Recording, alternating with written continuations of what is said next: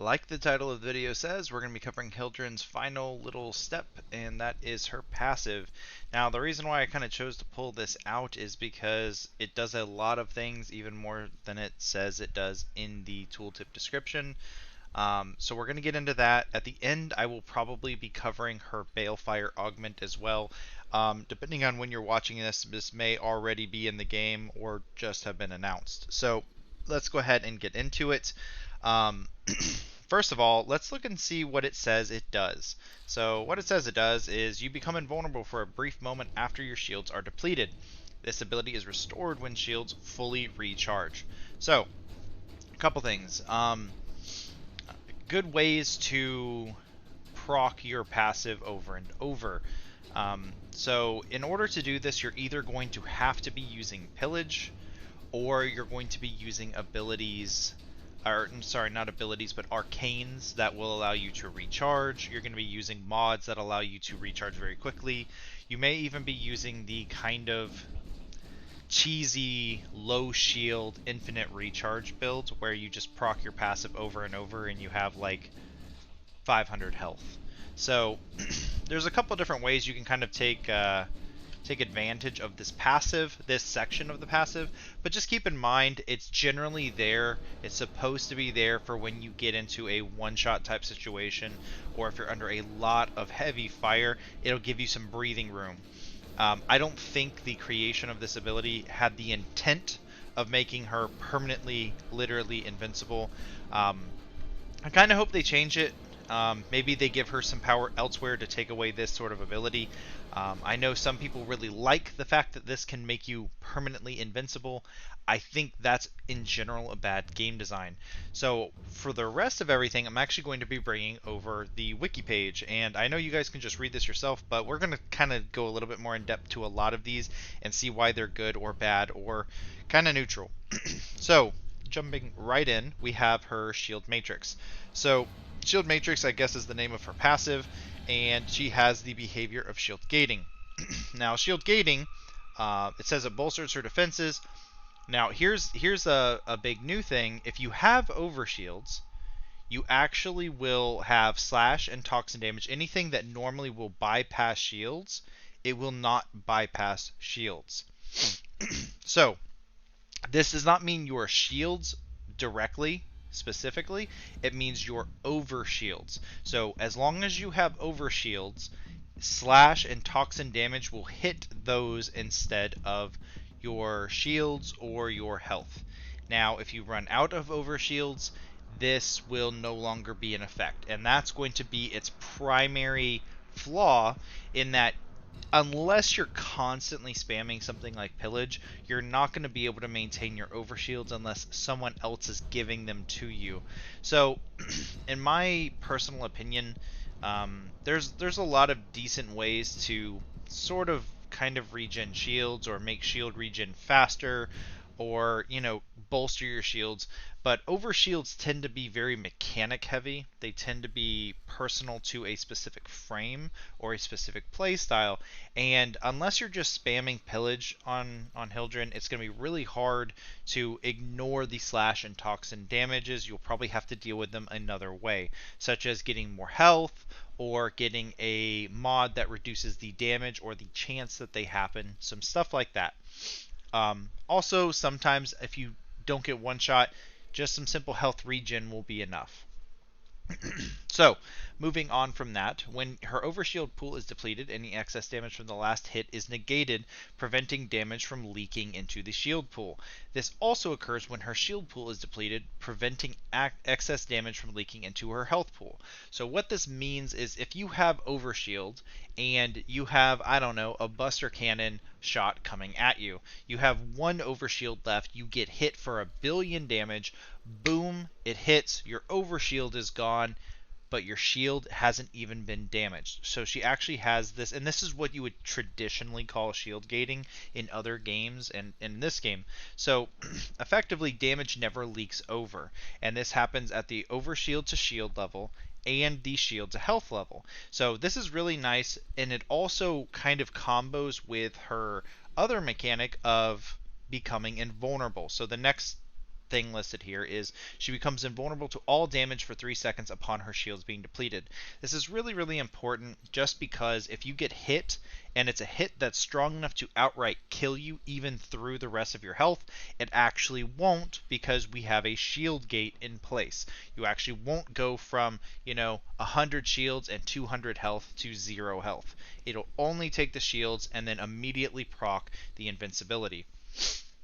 Now, reading through here, we can see that when the passive protection is ready, Hildryn's shield bar appears energized by lightning.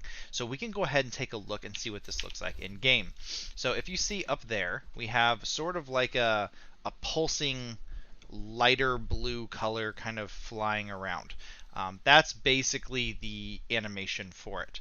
So going back in, if we take a look at the rest of it, we see that this passive is shared with ally warframes and companions when linked via Haven. So Haven actually spreads this passive. It works in the identical same way.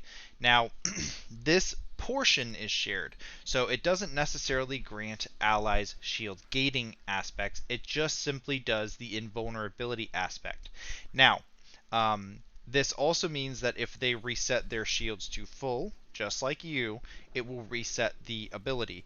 Now, an important caveat to this is if you grant them shields with Haven, they gain access to this ability. If they walk away or they walk out of range or you turn it off, they will have overshields for whatever amount. These overshields do not get any of your passive abilities. They will no longer have the invincibility when they lose their shield. So keep in mind, Haven has to be actively affecting them over time. It has to actually be channeled onto them, or else these things do not take effect. The shield wall invulnerability time is not affected by mods. This is actually expanded out. Shield wall invulnerability is not at all affected by anything at all, not just the time. There's no way to make it happen more often or to really make it last longer, make it last shorter, make it stronger. There's no way you interact with it at all.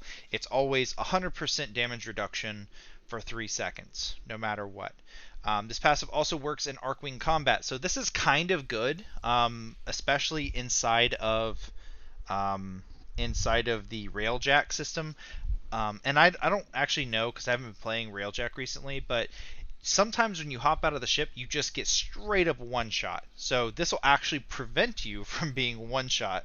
So that's pretty nice if you're playing Hildryn and you are a constant Arcwing fighter, or you're invading and you're shooting yourself out into enemy ships or etc. So that's a pretty nice little caveat to this ability for Railjack specifically. Going on, we have Shield Energize. All of Hildryn's abilities drain her overshield and shield points as she lacks any energy capacity. Overshields take priority over shields when spending points on abilities and channeling.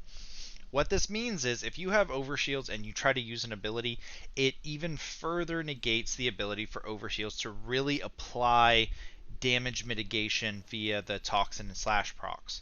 So I could actually really get behind just having shields as your energy battery and leaving overshields alone. Now, that might be a coding problem for them. I'm not 100% sure.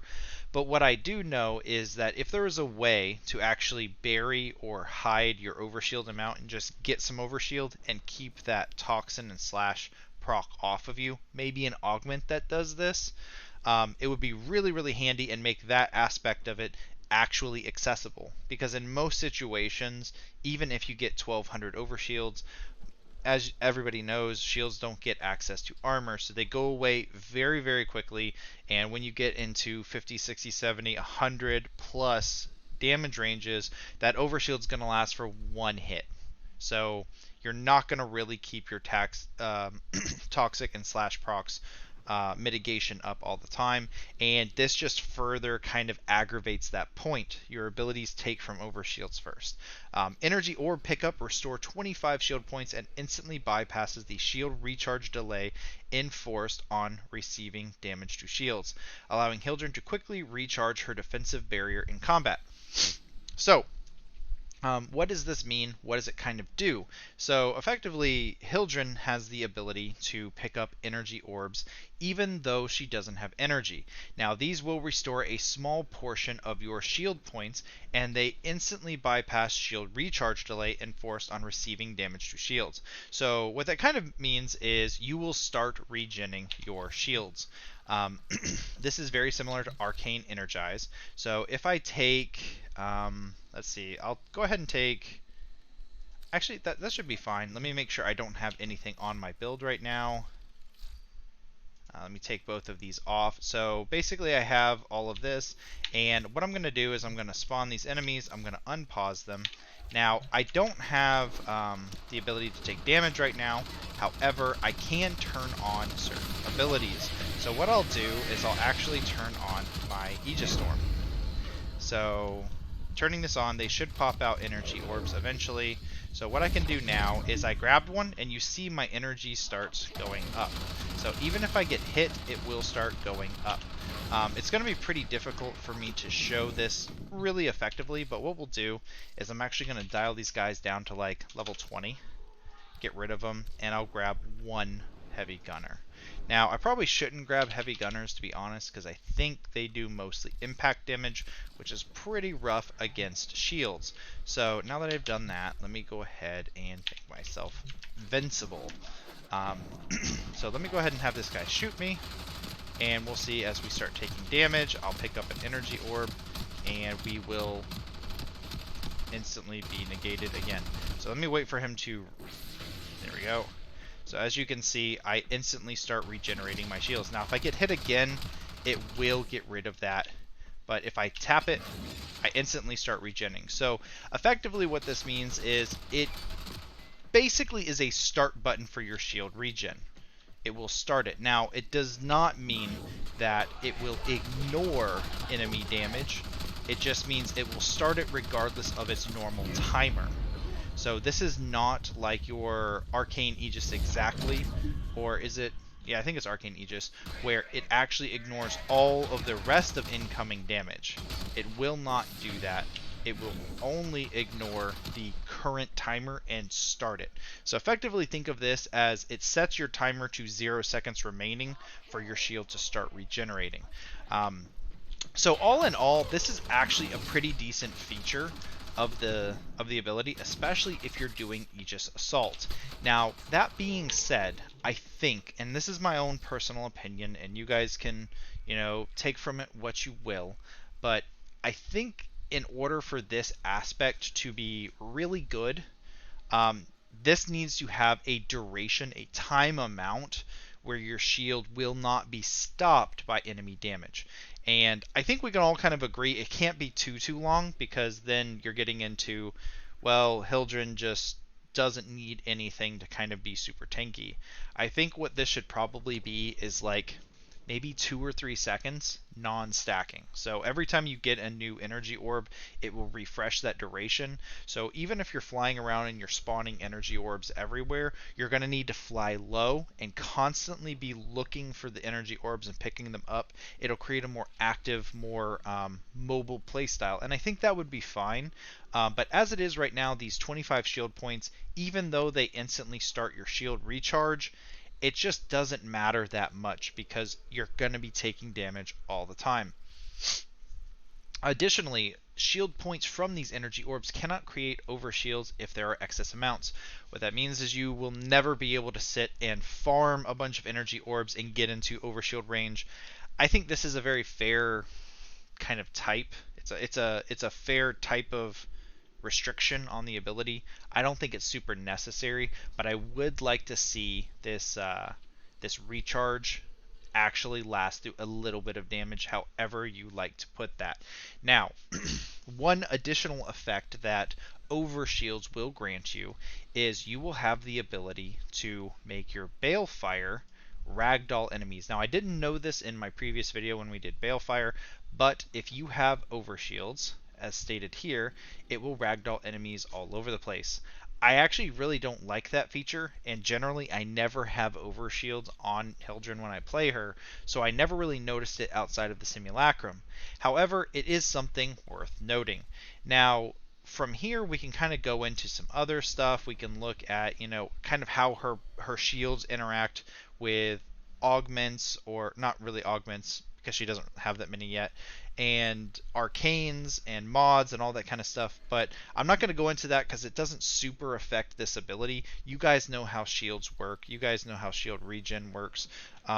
Really the only thing you really need to know about this is the fact that your shields do not normally interact with energy based things properly. So arcane energize will help other people, it won't help you.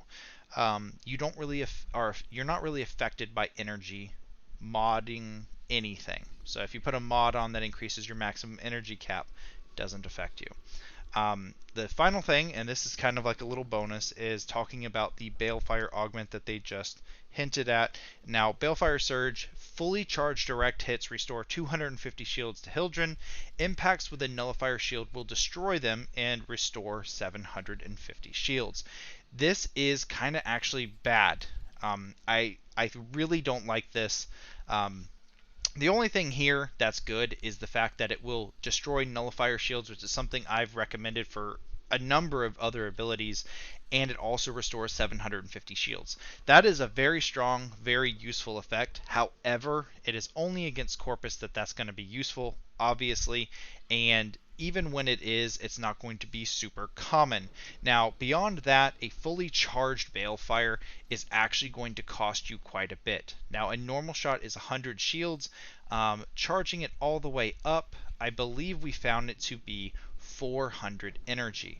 So it's not quite the 200% damage that you get. It actually costs much, much more than that. So even if you get 250 shields back, you're only going to be accounting for about 75% of the cost. Um, and I mean that's just not that great. Like it's actually I think it's like 60%, but it's really not that great.